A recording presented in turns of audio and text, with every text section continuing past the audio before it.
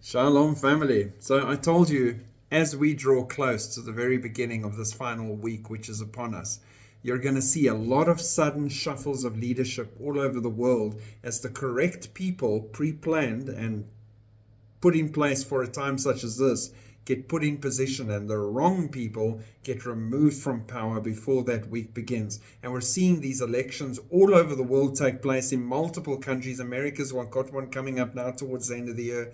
And major moves and changes in preparation for that final week. And honestly, do you want to be a leader in the final week of Daniel that's going to be working underneath Antichrist? So that's also something people don't think about. But we're now clearly seeing, as I said we would, the major changes. So here's just a few from the last few days. Le Pen accuses Macron of preparing coup d'etat after a series of last-minute appointments.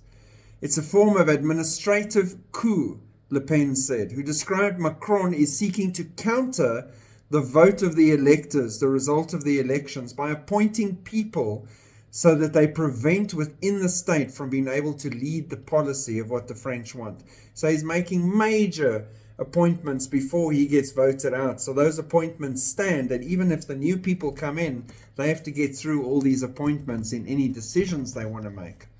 A partial list of these rapid appointments by Macron in just the last few days include a new military governor of Paris, a new chief of staff of the Air Force, a new director of the European Union of the Ministry of Foreign Affairs, 3 ambassadors designated, new administrators appointed over academic regions, and more. So very clever, quick moving.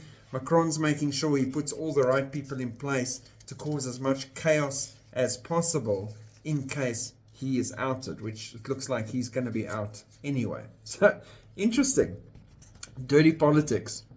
Then in Iran, reformist Masoud Pezeshkian wins the presidential election. Masoud Pezeshkian, Iran's only reformist candidate in the latest presidential election, has risen from obscurity to become the 9th president of the Islamic Republic. He's 69 years old, and he won around 53.6% of the vote in the runoff election against Saeed Jalili. He also vowed to ease internet restrictions and to involve ethnic minorities in the government. Pezeshkian will be tasked with applying state policy outlined by Supreme Leader Ali Khamenei, who wields ultimate authority in the country. Now here's the problem in Iran. Ali still wields ultimate authority. The 69-year-old is a heart surgeon, so he's not some stupid guy. He's very intelligent. Setting economic policy will be within his powers. However, and here's the joke, he will have limited power over the police and virtually zero power over the army and the Islamic Revolutionary Guards Corps, the military's ideological arm. Because Ali Khamenei will be in control of that, and he will keep driving that hatred towards Israel and attacks and everything else. He's going to make sure no one else has power to change anything in that situation. Then if we jump across the pond to the UK, Sunak conceded defeat. I watched that goodbye speech of his. He seemed a bit teared up there. Labour Party achieves landslide victory in Britain.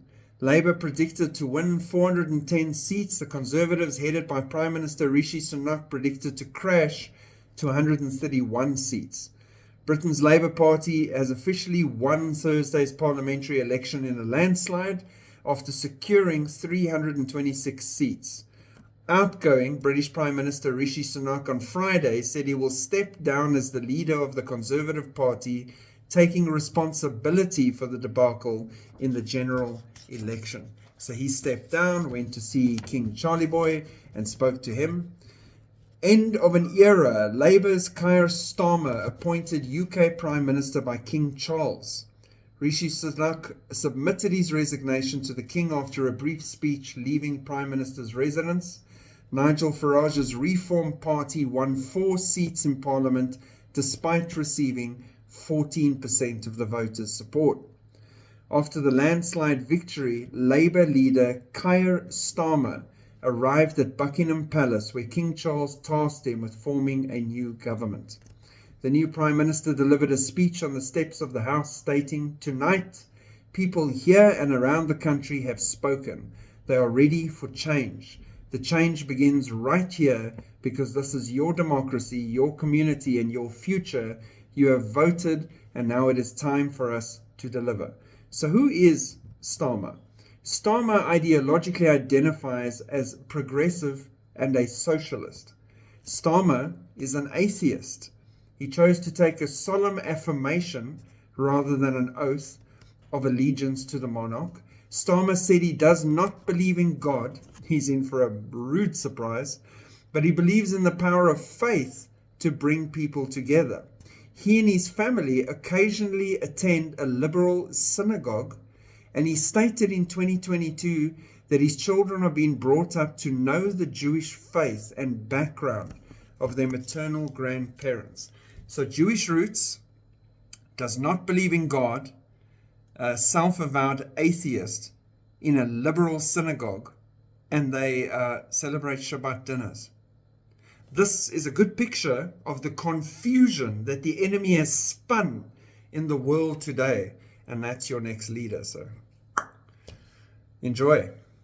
The leadership for the final week is being prepped and put in place as we watch. Shalom.